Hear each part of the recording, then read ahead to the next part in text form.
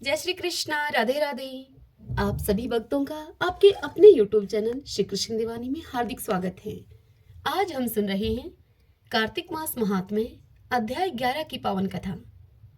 तो सर्वप्रथम भगवान का स्मरण करते हुए सभी बोलिए ओम नमो भगवते वासुदेवाय। श्री राधा कृष्णाभ्याम नमो नमः। ब्रह्मा जी श्री विष्णु भगवान से बोले कि हे देव, हे प्रभु, मुझसे नैवेद्य की विधि बतलाने की आप कृपा कीजिए। नैवेद्य में अन्न कितने प्रकार के होने चाहिए और संपूर्ण व्यंजन कितने प्रकार के होने चाहिए? यह सुनकर श्री विष्णु भगवान ब्रह्मा जी से बोले कि हे वत्स, तुम्हारा यह प्रश्न मुझे अत्यंत प्रसन्न करने वाला है। मैं तुमसे अन्नपान और समस्त व्यंजन आदि का वर्णन बता रहा हूँ। प्रथम स्वर्ण का पात्र होना चाहिए, स्वर्ण के अभाव में चांदी का पात्र होना चाहिए और चांदी के अभाव में पलाश का पात्र होना चाहिए। हे अनग, ऊपर कहे हुए पात्र में चारों तरफ सजाकर सैकड़ों कचौड़ी रखें और पात्र के बीच में नाना प्रकार के फलों के बने हुए उत्तम व्यंजन को रखें। चंद्रमा के समान प्रकाशमान शर्करा से युक्त खीर को और श्वेत कमल के समान पका हुआ चावल को, कांच के समान प्रभाव वाले मूंग को पात्र में रखकर देवें। नाना प्रकार के व्यंजनों से पात्र में 3 पंक्ति बनाकर उसे सजाएं और नींबू का रस, चंद्रक फल, मूल के टुकड़े को मिलाकर रखें। मेरे भोजन सामान में सैकड़ों प्रकार की चटनी के सहित पदार्थ को बनावें और किशमिश मिला हुआ आम का रस, मिर्च, पीपर, अदरक, इलायची, चंद्रक को हाथ से मलकर चटनी, कढ़ी आदि पदार्थ सैकड़ों प्रकार के मेरे भोजन में कहे हुए तैयार करके रखें और सैकड़ों कचौड़ी से पात्र को पूर्ण करें और नाना प्रकार के सुगंधित पुष्पों से पात्र को पूर्ण करें। हे ब्रह्मा, ये सब पदार्थ मुझको मार्गशीर्ष मास में अति प्रिय हैं। पके हुए दूध में मिश्री डालकर बिंदु युक्त एक समान गोलाकार में मंडप बनावें। हे वत्स, दूध पकाने से जब दूध शहद के समान रंग का हो जाए तो उस दूध को भोजन में रखें। हे वत्स, स्वर्ण के रंग की कचौड़ी की परत हो, सुवासित घी को मेरे भोजन में प्रेम से देवें और चंद्रमा के समान उज्जवल पूरी, इमरती, जलेबी, मालपुआ तथा दूध के बने हुए अनेक प्रकार के व्यंजन जैसे कि पेड़ा, कलाकंद आदि पदार्थ बनावें। मणि, सूतफेनी, मालती, फूल आदि काशी फल, उड़द के बने हुए पापड़, बड़े आदि पदार्थ और मेरे इस मार्गशीर्ष मास में 9 प्रकार के बड़े बनावें। 2 प्रकार के जाति फल, मरीच आदि, लवण के अति शुद्ध तेल के कुमकुम के समान कांति वाले और देखने में दुर्जन के समान यह भी रखें। दूध, दही, सौंठ, आम, किशमिश, ईख के रस के बने हुए पदार्थ, कुछ जीरा जल व मिश्री डालकर व्यंजन बनाएं। 4 तरह के और अन्य प्रकार के रसों से युक्त 9 तरह के व्यंजन बनावें।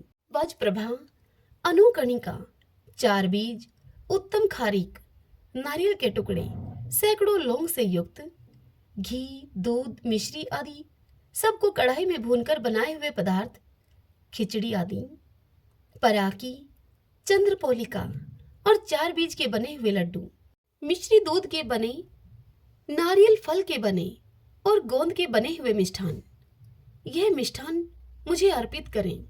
बादाम, तिल, छुआरा, मोदक के बने हुए व्यंजन मेरे लिए बनावें। सूरण, मोचनी कंद, आद्र, करमर्दक, नारंगी, इमली, कड़ोल, यह फल मुझे अर्पित करें। दशहार, त्रिपुरी जात, नींब का फल, 20 यानी के बशीड़, तिंदु फल, लौंग, श्रीफल, तिलक, काला नमक और लुती, वलकल वंशकारीर, कायफल, बल, किशमिश, आम्रफल, कटहल, यह फल मुझे अर्पित करें। आंवला, शुक्तिफल, अम्बाड़व फल, केला फल, पीपर, मनोहर, मरीच डालकर शुद्ध सरसों के तेल में नमक और जीरा डालकर 3 वर्ष पर्यंत यह सब सामान एक घट में रखकर अचार बनावें। हे मानद, इतने प्रकार के व्यंजन मुझको प्रिय हैं। मार्गशीर्ष मास में इनको बनावें। जिसको इस प्रकार के भोजन देने का यदि सामर्थ्य न होवे तो उस समय उसको ऐसा करना चाहिए। उसे कैसा करना चाहिए यह तुम्हें मैं संक्षेप से सुना रहा हूं, ध्यानपूर्वक सुनो। 1 लड्डू, 1 घेवर, 2 फेनी, 3 खजूर, 16 घी के भीगे हुए मांडा, 8 बड़े मेरे भोजन के लिए देने वाला नरक को कभी नहीं देखता है। 2 सेर दूध, 16 पल चंद्रमा के समान स्वच्छ खांड, 1 पल वर्त, 1 पल शहद, 2 अर्क मरीच, आधा पल सौंठ, अथवा चारों वस्तु आधा आधा पल लेवे और फिर उनको स्त्री कोमल हाथों से धीरे धीरे पीसे और साफ वस्त्र में छानकर कपूर की धूल से वाशित पात्र में रखकर, यह सुंदर रस वाले वस्तु जो मनुष्य बनाता है, बनाकर वह मुझे अर्पण करता है, उस मनुष्य की समस्त कामनाओं की मैं पूर्ति करता हूँ। श्रीमन नारायण नारायण हरि हरि, भजमन नारायण नारायण हरि हरि। श्री महादेव जी देवी पार्वती से कहते हैं कि हे पार्वती, अब मैं आदर पूर्वक श्रीमद् भगवद गीता के महात्म्य का 9वां अध्याय का वर्णन तुमसे करूंगा। तुम स्थिर होकर से सुनो। नर्मदा के तट पर महिष्मती नाम की एक नगरी है। वहां माधव नाम के एक ब्राह्मण रहते थे, जो कि वेद वेदांगों के तत्वज्ञ और समय समय पर आने वाले अतिथियों के बड़े ही प्रेमी थे। उन्होंने विद्या के द्वारा बहुत धन कमाकर एक महान यज्ञ का अनुष्ठान आरंभ किया। उस यज्ञ में बलि देने के लिए एक बकरा मंगाया गया। जब उसके शरीर की पूजा हो गई, तब सबको आश्चर्य में डालते हुए उस बकरे ने हंसकर उच्च स्वर से कहा कि हे ब्राह्मण, इन बहुत से यज्ञों के द्वारा क्या लाभ है? इनका फल तो नष्ट हो जाने वाला है तथा ये जन्म, जरा और मृत्यु के भी कारण है। यह सब करने पर भी मेरी जो वर्तमान दशा है, इसे देख लो तुम। बकरे के द्वारा इस अत्यंत कौतूहलजनक वचन को सुनकर यज्ञ मंडप में रहने वाले सभी लोग बहुत ही विस्मित हुए। तब वे यजमान ब्राह्मण हाथ जोड़कर अपलक नेत्रों से देखते हुए बकरे को प्रणाम करके श्रद्धा और आदर के साथ उस बकरे से पूछने लगे। वह ब्राह्मण बोले कि आप किस जाति के थे, आपका स्वभाव और आचरण कैसा था तथा किस कर्म से आपको बकरे की योनि प्राप्त हुई, यह सब आप मुझे बताइए। तब वह बकरा बोला कि हे ब्राह्मण, मैं पूर्व जन्म में ब्राह्मणों के अत्यंत निर्मल कुल में उत्पन्न हुआ था। समस्त यज्ञों का अनुष्ठान करने वाला और वेद विद्या में मैं प्रवीण था। एक दिन मेरी स्त्री ने भगवती दुर्गा की भक्ति से विनम्र होकर अपने बालक के रोग की शांति के लिए बलि देने के निमित्त मुझसे एक बकरा मांगा। तत्पश्चात जब चंडिका के मंदिर में वह बकरा मारा जाने लगा, उस समय उसकी माता ने मुझे श्राप दिया। बकरे की माता ने मुझे श्राप दिया और मुझसे कहा कि ओ ब्राह्मणों में नीच पापी, तू मेरे बच्चे का वध करना चाहता है, इसलिए तू भी बकरे की योनि में जन्म लेगा। हे द्विजश्रेष्ठ, तब कालवश मृत्यु को प्राप्त होकर मैं बकरा बना। यद्यपि मैं पशु योनि में पड़ा हूं, तो भी मुझे अपने पूर्व जन्मों का स्मरण बना हुआ है। हे ब्राह्मण, यदि आपको सुनने की उत्कंठा है तो मैं एक और भी आश्चर्य की बात आपसे बताता हूं। कुरुक्षेत्र नाम का एक नगर है जो कि मोक्ष प्रदान करने वाला है। वहां चंद्र शर्मा नाम का एक सूर्यवंशी राजा राज्य करता था। एक समय जबकि सूर्य ग्रहण लगा हुआ था, राजा ने बड़ी श्रद्धा के साथ काल पुरुष का दान करने की तैयारी की। उन्होंने वेद वेदांगों के पारगामी एक विद्वान ब्राह्मण को बुलवाया और पुरोहित के साथ वे तीर्थ के पावन जल से स्नान करने को चले गए। तीर्थ के पास पहुंचकर राजा ने स्नान किया और 2 वस्त्र धारण किए। फिर पवित्र एवं प्रसन्नचित होकर उन्होंने श्वेत चंदन लगाया और बगल में खड़े हुए पुरोहित का हाथ पकड़कर तत्काल ही मनुष्यों से घिरे हुए अपने स्थान पर वह लौट आए। आने पर राजा ने यथोचित विधि से भक्ति पूर्वक ब्राह्मण को काल पुरुष का दान किया। तब काल पुरुष का हृदय चीरकर उसमें से एक पापात्मा चांडाल प्रकट हुआ। फिर थोड़ी देर के बाद निंदा भी चांडाली का रूप धारण करके उस काल पुरुष के शरीर से निकली और ब्राह्मण के पास आ गई। इस प्रकार चांडालों की वह जोड़ी आंखें लाल किए हुए निकली और ब्राह्मण के शरीर में हठात प्रवेश करने लगी। ब्राह्मण मन ही मन गीता के 9वें अध्याय का जप करते थे और राजा चुपचाप यह सब कौतुक देखने लगे। ब्राह्मण के अंतःकरण में भगवान गोविंद शयन करते थे। वे उन्हीं का ध्यान करने लगे।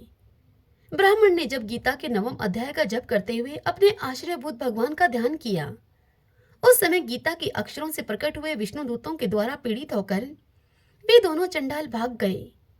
उनका उद्योग निष्फल हो गया। इस प्रकार से इस घटना को प्रत्यक्ष देखकर राजा के नेत्र आश्चर्यचकित हो उठे। राजा ने उस ब्राह्मण से पूछा कि हे विप्रवर, इस महाभयंकर आपत्ति को आपने कैसे पार किया? आप किस मंत्र का जप तथा किस देवता का स्मरण कर रहे थे? वह पुरुष तथा वह स्त्री कौन थी? वे दोनों कैसे उपस्थित हुए? फिर वे शांत कैसे हो गए? यह सारा वृत्तांत आप मुझसे बतलाइए। तब उस ब्राह्मण ने राजा से कहा कि हे राजन, चांडाल का रूप धारण करके भयंकर पाप ही प्रकट हुआ था, और वह जो स्त्री थी, वह स्त्री निंदा की साक्षात मूर्ति थी। मैं इन दोनों को ऐसा ही समझता हूँ। उस समय मैं गीता के 9वें अध्याय के मंत्रों की माला जपता था। उसी का महात्म्य है कि मेरे पर आया हुआ सारा संकट दूर हो गया। हे महीपते, मैं नित्य ही गीता के 9वें अध्याय का जप करता हूँ। उसी जप के प्रभाव से प्रतिग्रह जनित आपत्तियों से मैं पार हो सका हूँ, अर्थात उन आई हुई आपत्तियों से मैंने पार पाया है। तब उस ब्राह्मण की बात सुनकर राजा ने उस ब्राह्मण से गीता के 9वें अध्याय का अभ्यास किया, और फिर वे दोनों ही परम शांति अर्थात मोक्ष को प्राप्त हुए। यह कथा सुनाकर ब्राह्मण ने बकरे को बंधन से मुक्त कर दिया और गीता के अभ्यास से परम गति को प्राप्त हुआ। श्रीमन नारायण नारायण हरि हरि, भजमन नारायण नारायण हरि हरि। श्री भगवान युधिष्ठिर से बोले, हे कुंती नंदन, हेमंत ऋतु में जब परम कल्याण में मार्गशीर्ष मास आए, तब उसके कृष्ण पक्ष की द्वादशी से मिली हुई एकादशी तिथि का उपवास करना चाहिए। उस उपवास की विधि इस प्रकार है। दृढ़ता पूर्वक व्रत का पालन करने वाला शुद्ध चित्त पुरुष दशमी को सदा एक भुक्त रहे, अर्थात एक समय ही भोजन करे, अथवा सोच संतोष आदि नियमों के पालन पूर्वक नक्त व्रत के स्वरूप को जानकर उसके अनुसार एक बार भोजन करे। दिन के 8वें भाग में जब सूर्य का तेज मंद पड़ जाता है, उसे नक्त व्रत जानना चाहिए। रात को भोजन करना नक्त नहीं है। गृहस्थ के लिए तारों के दिखाई देने पर नक्त भोजन का विधान है, और सन्यासी के लिए दिन के 8वें भाग में, क्योंकि उसके लिए रात में भोजन करना निषेध होता है। हे कुंती नंदन, दशमी की रात व्यतीत होने पर एकादशी को प्रातःकाल व्रत करने वाला पुरुष व्रत का नियम ग्रहण करे और सवेरे तथा मध्याह्न को पवित्रता के लिए स्नान करे। कुएं पर स्नान करना, यह स्नान निम्न श्रेणी का है। बावली में स्नान करना मध्यम श्रेणी का है। पोखरे में उत्तम श्रेणी का स्नान है, और नदी में उससे भी अधिक उत्तम माना गया है स्नान करना। जहां जल में खड़ा होने पर जल जंतुओं को पीड़ा होती हो, वहां स्नान करने पर पाप और पुण्य बराबर होता है। यदि जल को छान कर उसे शुद्ध कर लें, तो यह स्नान हम घर पर भी कर सकते हैं। इस स्नान को उत्तम माना गया है।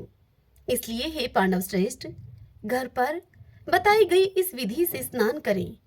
स्नान के पहले निम्नांकित मंत्र को पढ़कर शरीर में मृतिका लगा लें। मृतिका मिट्टी को कहा जाता है, और इस प्रकार से कहीं, अश्वक्रांते रथक्रांते विष्णुक्रांते वसुंधरे मृतिके हर मे पापम यन्मया पूर्व संचितम। अर्थात हे वसुंधरे, तुम्हारे ऊपर अश्व और रथ चला करते हैं। भगवान विष्णु ने भी वामन अवतार धारण करके तुम्हें अपने पैरों से नापा था। हे मृतिके, मैंने पूर्व काल में जो पाप संचित किया है, मेरे उस पाप से तुम मुझे उबार लो, अर्थात मेरे उस पाप को तुम हर लो। व्रती पुरुष को चाहिए कि वह एकचित और दृढ़ संकल्प होकर क्रोध तथा लोभ का परित्याग कर दे। अंत्यज, पाखंडी, मिथ्यावादी, ब्राह्मण निंदक, अगमया स्त्री के साथ गमन करने वाले अन्यान्य, दुराचारी, परधनहारी और परस्त्रीगामी मनुष्यों से वार्तालाप न करें। भगवान केशव की पूजा करके उन्हें नैवेद्य का भोग लगाए। घर में भक्ति युक्त मन से दीपक जलाकर रखें।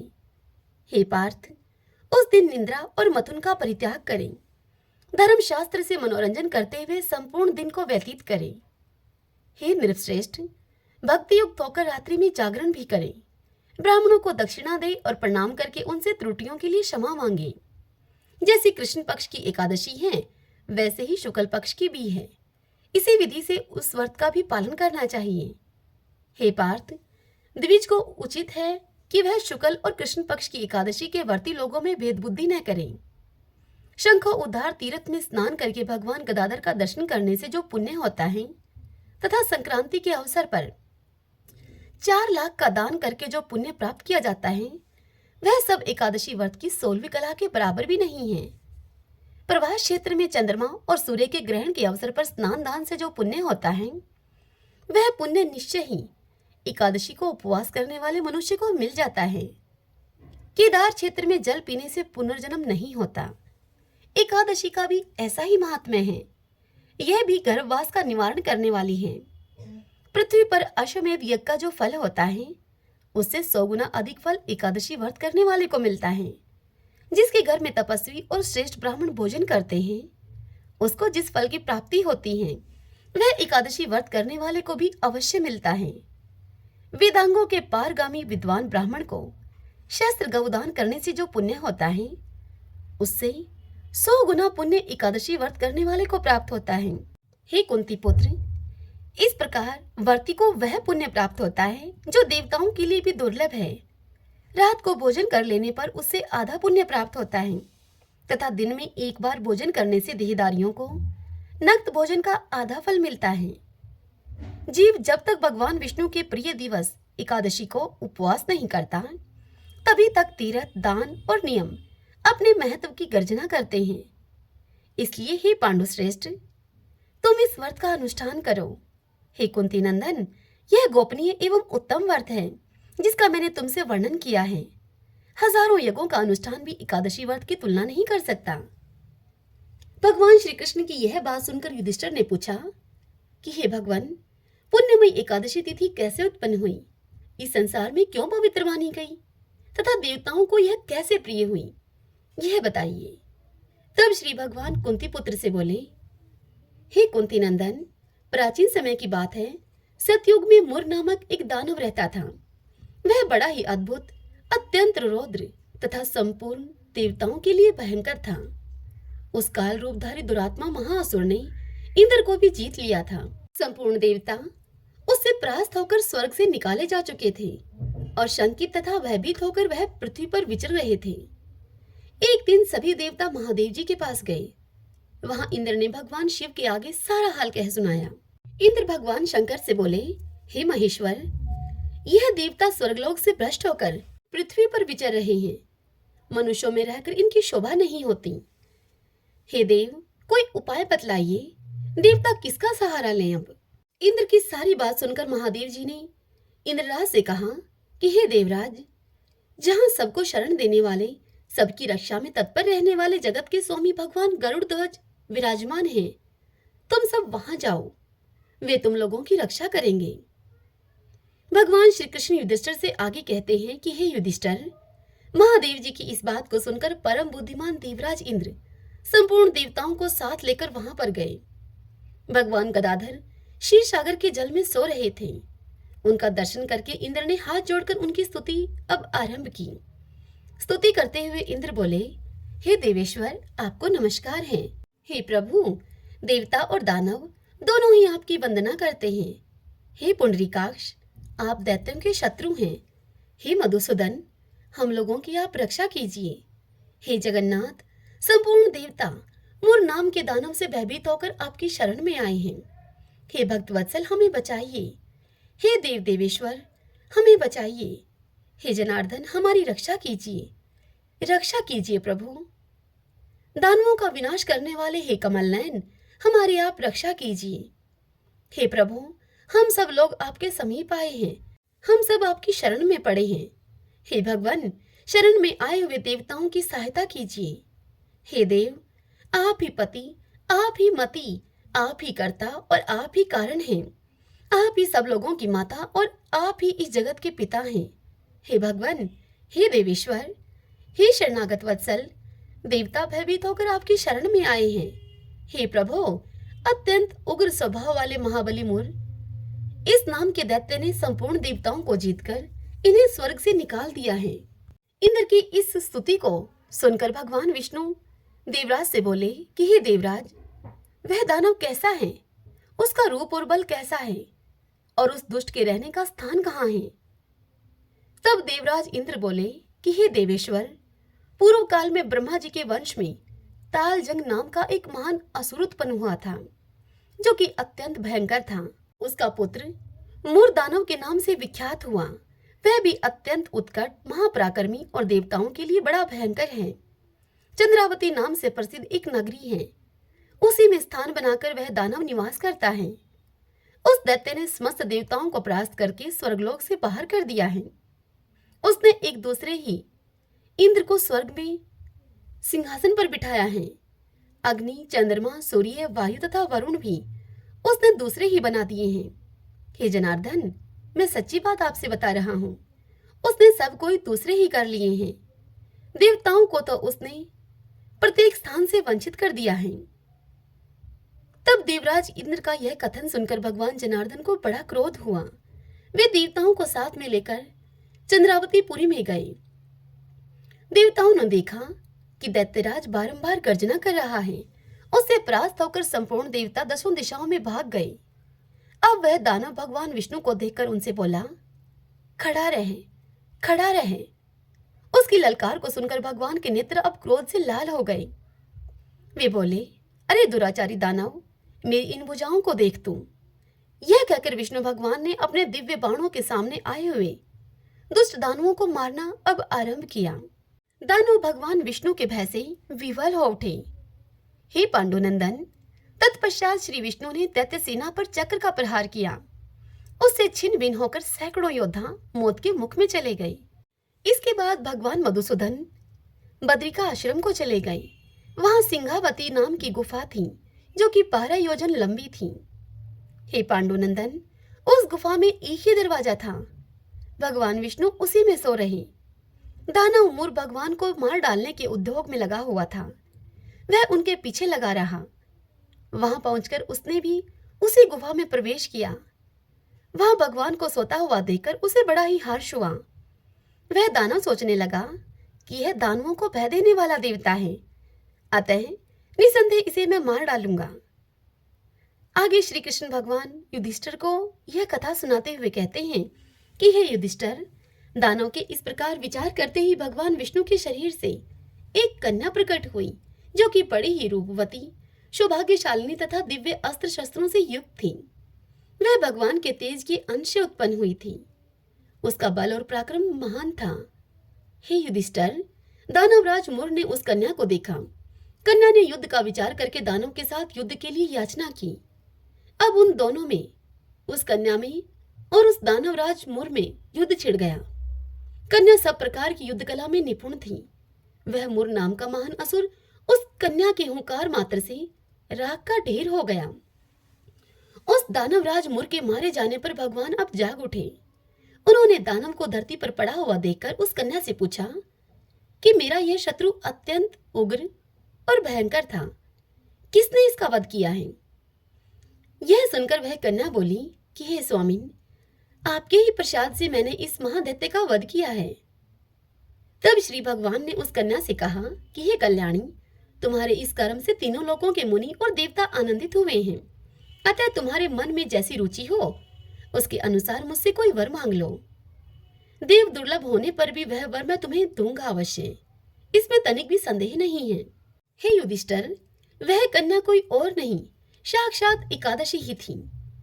उसने कहा कि हे प्रभु, यदि आप प्रसन्न हैं तो मैं आपकी कृपा से सभी तीर्थों में प्रधान, समस्त विघ्नों का नाश करने वाली तथा सब प्रकार की सिद्धि को देने वाली हूं। हे जनार्दन, जो लोग आप में भक्ति रखते हुए मेरे एकादशी के दिन को उपवास करेंगे, उन्हें सब प्रकार की सिद्धि प्राप्त होगी।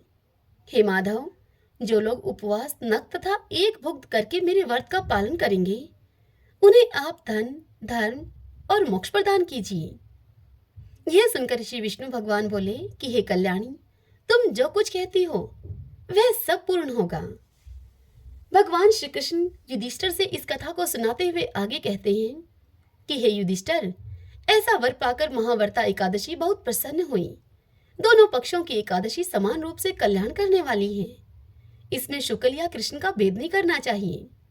यदि उदय काल में थोड़ी सी एकादशी, मध्य में पूरी द्वादशी और अंत में किंचित त्रयोदशी हो तो वह त्रिस्पर्शा एकादशी कहलाती है। वह भगवान को बहुत ही प्रिय है। यदि एक त्रिस्पर्शा एकादशी को उपवास कर लिया जाए तो 1 सहस्त्र एकादशी व्रतों का फल प्राप्त होता है तथा इसी प्रकार द्वादशी में पारण करने पर सहस्त्र गुना फल माना गया है। अष्टमी, एकादशी, षष्ठी, तृतीया और चतुर्दशी ये यदि पूर्व तिथि से विद्ध हो तो उनमें व्रत नहीं करना चाहिए, पर वर्तनी तिथि से युक्त होने पर ही इनमें उपवास का विधान है। पहले दिन दिन में और रात में भी एकादशी हो तथा दूसरे दिन केवल प्रातःकाल एक दंड एकादशी रहे तो पहली तिथि का परित्याग करके दूसरे दिन की द्वादशी युक्त एकादशी को ही उपवास करना चाहिए। हे कुंती पुत्र, यह विधि मैंने दोनों पक्षों की एकादशी के लिए बताई है। जो भी मनुष्य एकादशी को उपवास करता है वह बैकुंठ धाम में, जहां पर कि साक्षात भगवान गरुड़ ध्वज विराजमान है, वहां जाता है। जो मानव हर समय एकादशी के महात्म्य का पाठ करता है उसे सहस्त्र गौदान के पुण्य का फल प्राप्त होता है। जो दिन में अथवा रात्रि में भक्ति पूर्वक इस महात्म्य का श्रवण करते हैं वे निसंदेह ब्रह्म हत्या आदि पापों से मुक्त हो जाते हैं।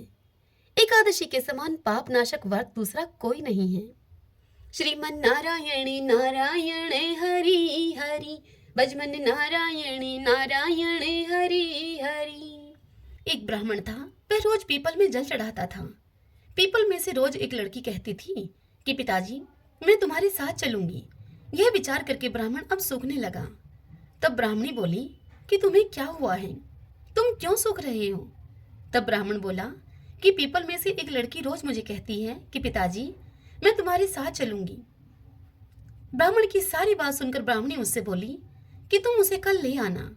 जहां हमारे 6 लड़कियां हैं वहां 7वीं भी सही, वह अपना भाग्य लेकर आएगी।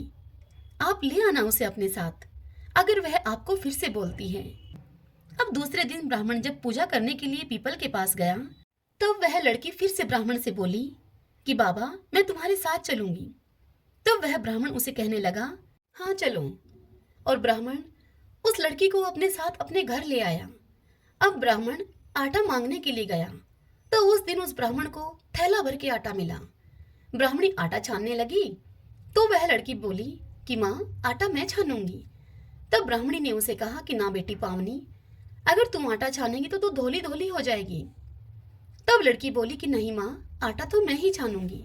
जब वह लड़की आटा छानने लगी तो पूरी परात भर गई।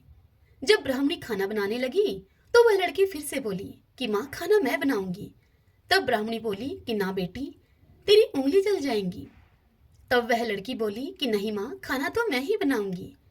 अब वह लड़की रसोई में गई तो उसने 36 प्रकार के भोजन बनाए और फिर उसने सभी को पेट भर के खाना खिला दिया।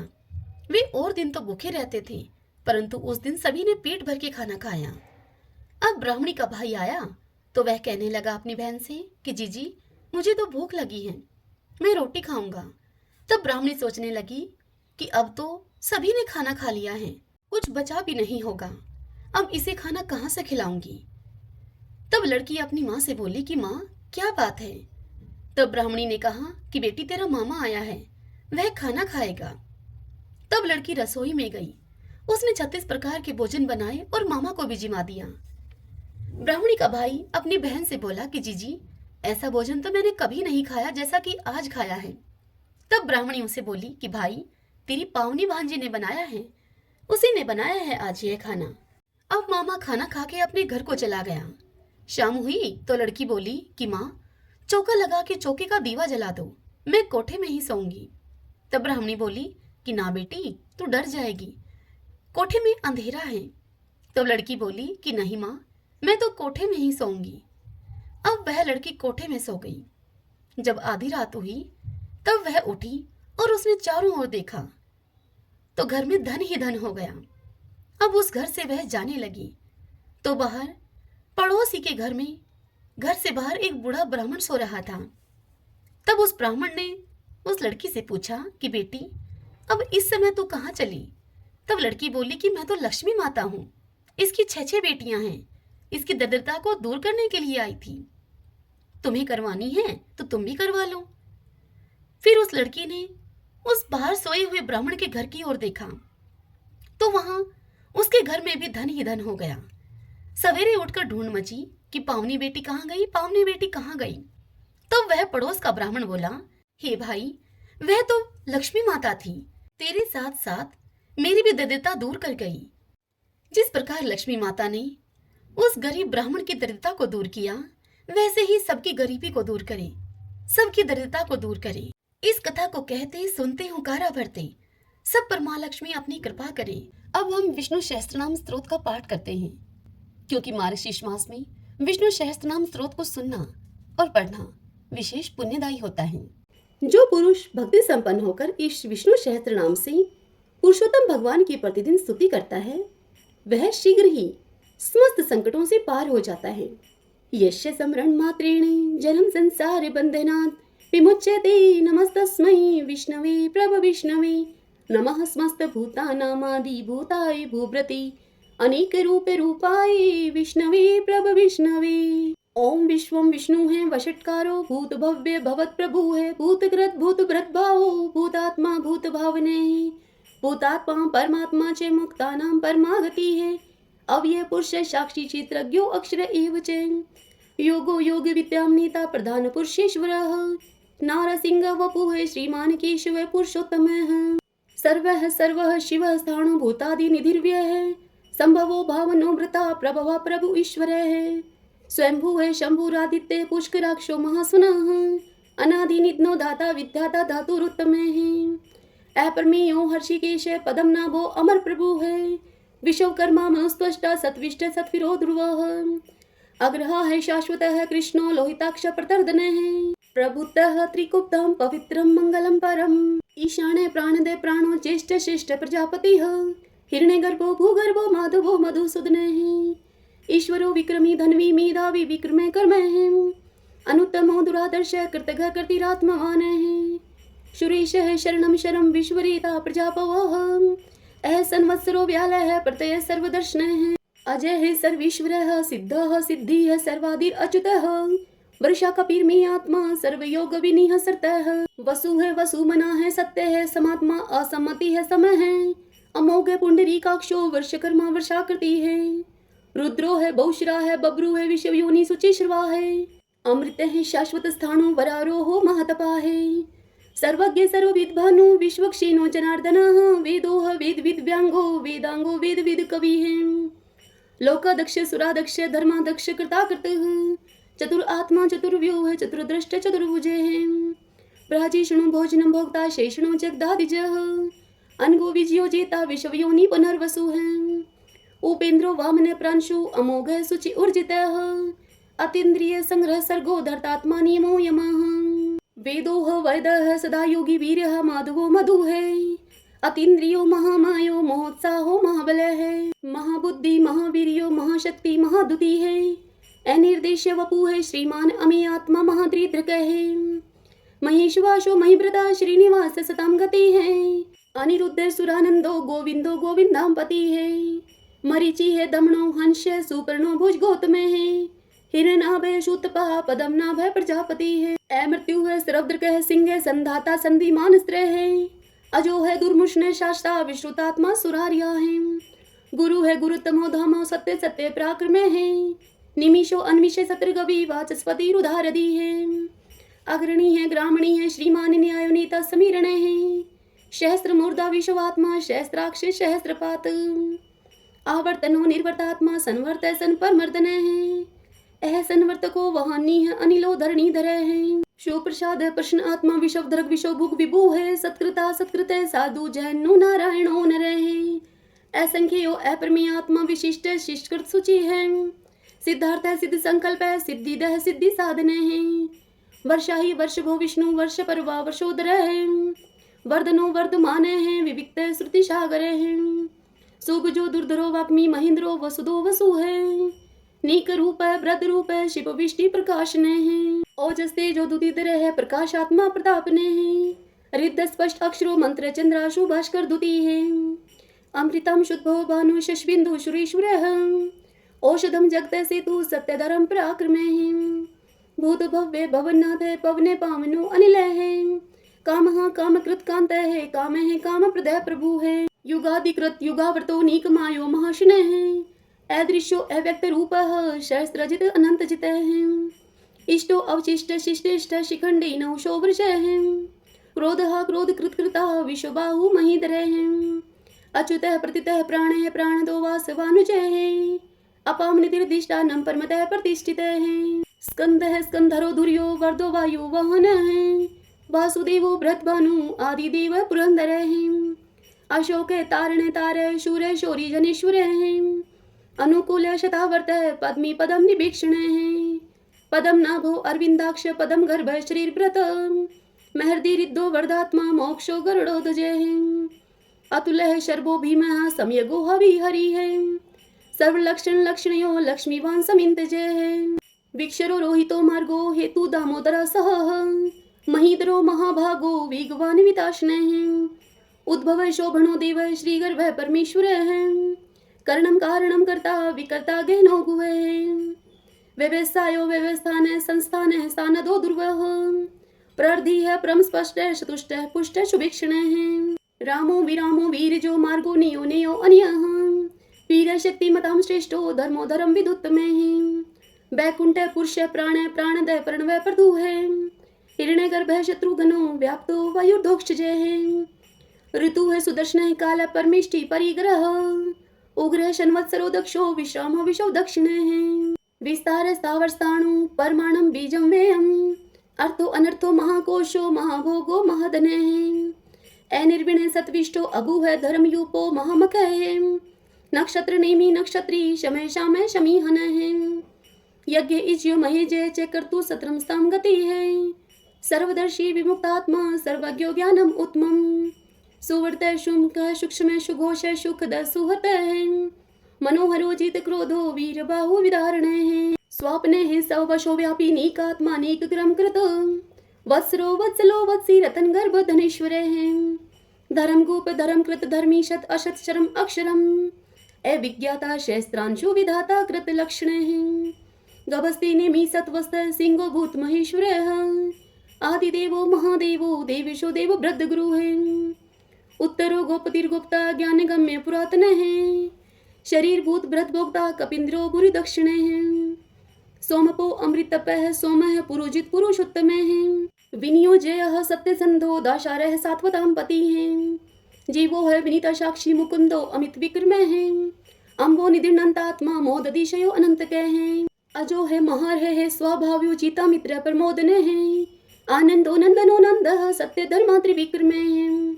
महर्षि कपिलाचार्य कर्तगो मेदनी पति है। त्रिपद त्रिदशा अध्यक्षो महाश्रंकृतांत कृतः। महावराहो गोविंद है सुषीणे कनकांगदी।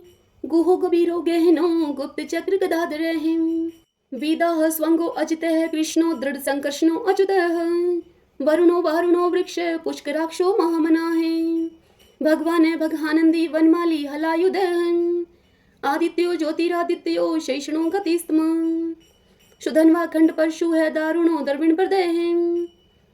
द्विस्पर्क सर्वदृक व्यासो वाचस्पति योनिजे है। त्रिशामा श्याम गे श्यामे निर्वाणम बेस जम्बिष्का। संन्यास कृत समय शांतो निष्ठा शांति प्रायणम। शुभांगम शांति दे सत्रष्टा कुमुदय कुवलेशय।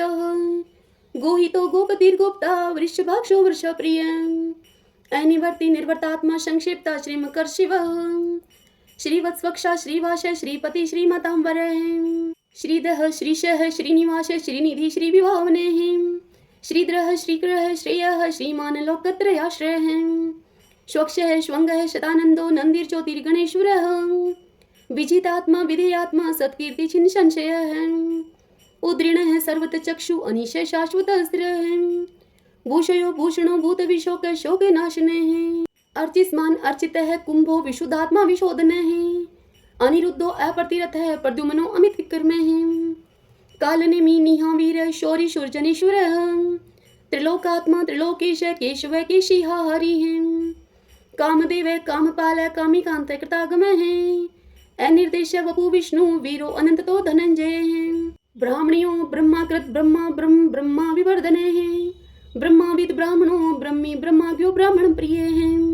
महाकर्मो महाकर्मा महातेजा महोरगे महाक्रतु महायज्वा महायगो महाहविः सत्वयः सतो प्रियः स्तोत्रं स्तुति स्तोतारण प्रियः पूर्णपूरिता पुण्य पुण्य कीर्ति अनामयः मनोज व्यतिरथ करो वसुरीता वसुप्रदः वसुप्रदो वासुदेवो वसु है वसु मना हवि है सदगति है सत्कृति है सत्ता सद्भूति सत्य प्राण है सूरसेनो यदुश्रेष्ठ सन्निवास सुया मुने भूतावासो वासुदेव सर्वासु नीलयो अनल है दर्पहा दृप्तो दुर्प्तो दुर्धरो अतपराजित है विश्वमूर्ति महामूर्ति दीप्त मूर्ति अमूर्ति माने अनेक मूर्ति अव्यक्त है शतमूर्ति शतानन है एकोनेक स्वः कः किम यत तत्पद अनुत्तमं लोकबंधु लोकनाथो माधवो भक्तवत्सल है सुवर्ण वर्णो हिमांगो व्रांग चंदनांगदी पीरहा विस्मय शून्यो गर्ताशी अचले चले हैं अमानी मान दो मान्यो लोक स्वामी त्रिलोक द्रक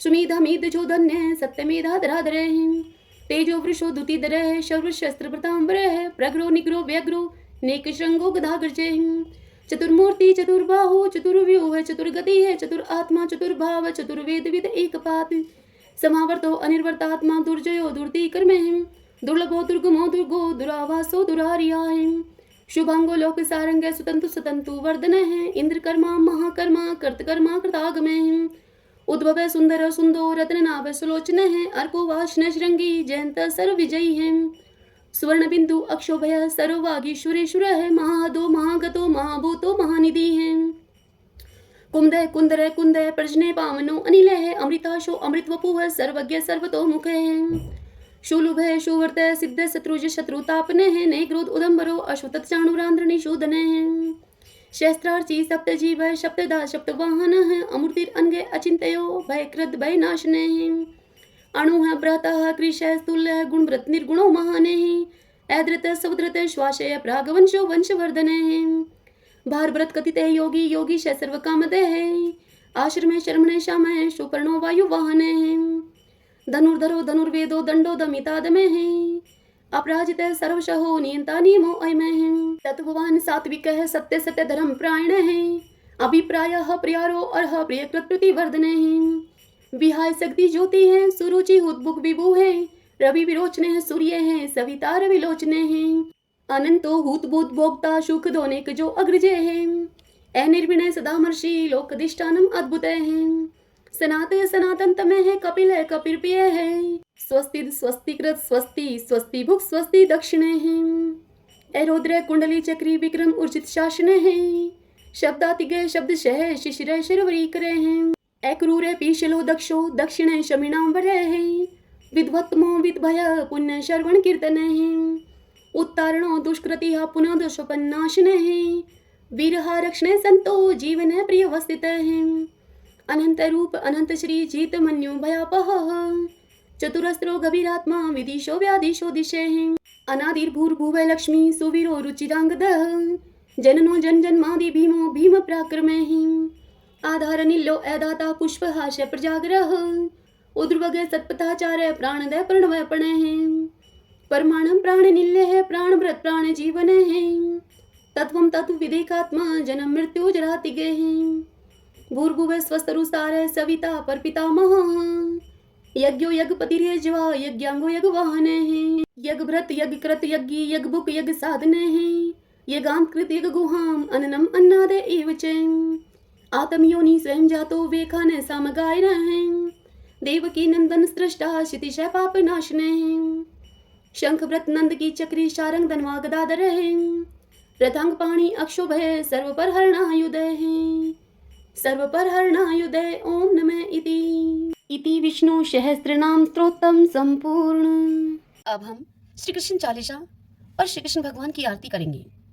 बंशी शोभित कर मधुर नील जलद तन श्याम अरुण अधर जनु बिंब फल नैन कमल अभिराम पूर्ण इंद्र अरविंद मुख पीतांबर शुभ साज जय मन मोहन मदन छवि कृष्ण चंद्र महाराज जय यदुनंदन जय जगवंदन जय वसुदेव देव की नंदन जय यशोदा सुत नंद दुलारे जय प्रभु भक्तन के दृगतारे जय नट नागर नाथ नथैया कृष्ण कन्हैया धेनु चरैया पुनि नख पर प्रभु गिरिवर धारो, आओ दीनन कष्ट निवारो। बंसी मधुर अधर धर टेरी, होवे पूर्ण विनय यह मेरी। आओ हरि पुनि माखन चाखो, आओ लाज भगत की राखो। गोल कपोल चिबुक अरुणारे, मृदु मुस्कान मोहिनी डारे। रंजित राजीव नयन विशाला, मोर मुकुट वजयंती माला। कुंडल श्रवण पीत पट आछे, कटिकिं कणि कांचन काछे। नील जलज सुंदर तनु सोहै, छवि लखी सुर नर मुनि मोहै। मस्तक तिलक अलक घुंघराले, आओ कृष्ण बांसुरी वाले। करी पय पान पुतन ही तारयो, अका बका कागा सुर मारयो। मधुवन जलत अग्नि जब ज्वाला, भय शीतल लखत ही नंद लाला। सुरपति जब ब्रज चढ़यो रिसाई, मुसर धार वारी वर्षाई। लगत लगत ब्रज चहन बहायो, गोवर्धन नख धारी पचायो। लखी यशोदा मन भ्रम अधिकाई, मुख में चोधन भुवन दिखाई। दुष्ट कंस अति उधम बचायो, कोटि कमल जब फूल मंगायो। नाथी काल यहीं तब तुम लीने, चरण चिन्ह दे निर्भय कीने। करि गोपिन संग रास विलासा, सबकी पूर्ण करि अभिलाषा। केतक महा असुर संहारियो, कंस ही केश पकड़ दई मारियो। मातु पिता की बंदी छुड़ाई, उग्र सेन कह राज दिलाई। मही से मृतक छौ सुत लायो, मातु देव की शोक मिटायो। वो मासुर मुर दैत्य सहारी, लाए शट 10 सहस कुमारी। दे भी मही तुण चीर सहारा, जरा सिंधु राक्षस कह मारा। असुर बकासुर आदिक मारयो, भक्तन के तब कष्ट निवार्यो। दीन सुदामा के दुख टारयो, तंदुल 3 मुट्ठी मुख डारयो। प्रेम के साग विदुर घर मांगे, दुर्योधन के मेवा त्यागे। लखी प्रेम की महिमा भारी, ऐसे श्याम दीन हितकारी। मारत के पारथ रथ हाके, लिए चक्र कर नहीं बल थाके। निज गीता के ज्ञान सुनाए, भक्त हृदय सुधा बरसाए। मीरा थी ऐसी मत वाली, विष पी गई बजा करके ताली। राणा भेजा सांप पिटारी, शालीग्राम बने बनवारी। निज माया तुम विधि दिखायो, उरते संशय शकल मिटायो। तब शत निंदा करी तत्काला, जीवन मुक्त भयो शिशुपाला। जब ही द्रौपदी टेर लगाई, दीनानाथ लाज अब जाई। तुरत ही बसन बने नंद लाला, बड़े चीर भय अरि मुँह काला। अस अनाथ के नाथ कन्हैया, डूबत भवर बचावत नैया। सुंदर दास आस उरधारी, दया दृष्टि कीजे बनवारी। नाथ सकल मम कुमति निवारो, क्षमहु वेगी अपराध हमारो। खोलो पट अब दर्शन दीजिए, बोलो कृष्ण कन्हैया की जय। बोलो कृष्ण कन्हैया की जय। यह चालीसा कृष्ण का पाठ करे उरधारी। अष्ट सिद्धि नवनिधि फल लह पदार्थ चारी, लह पदार्थ चारी। ओम श्री कृष्णाय नमो नमः। आइए अब हम श्री कृष्ण भगवान की आरती करते हैं। आरती युगल किशोर की जय, राधे तन मन धन निछावर की जय। रवि शशि कोटि बदन की शोभा, ताहि निरख मेरो मन लोभा। गुर श्याम मुख निरखत राजै, प्रभु को रूप नैन भर पीजे। कंचन थार कपूर की बाती, हरियाए निर्मल भई छाती। फुलन की सीज फुलन की माला, रत्न सिंहासन बैठे नंद लाला। मोर मुकुट मुरली कर सोहे, नटवर वेश देख मन मोहे। ओढ़ो नील पीत पट सारी, कुंज बिहारी गिरवरधारी। श्री पुरुषोत्तम गिरवरधारी, आरती करत शकल ब्रज नारी। नंद नंदन वर्ष भानु किशोरी, परमानंद स्वामी अविचल जोरी। सभी बोलिए श्री कृष्ण भगवान की जय। आशा करती हूँ आपको यह आज की कथा महर्षि मास महात्म्य के प्रथम अध्याय की कथा आपको पसंद आई होगी। यदि ऐसा हो तो इस वीडियो को लाइक करें और कमेंट बॉक्स में जय श्री कृष्णा लिखिए। हरे कृष्णा।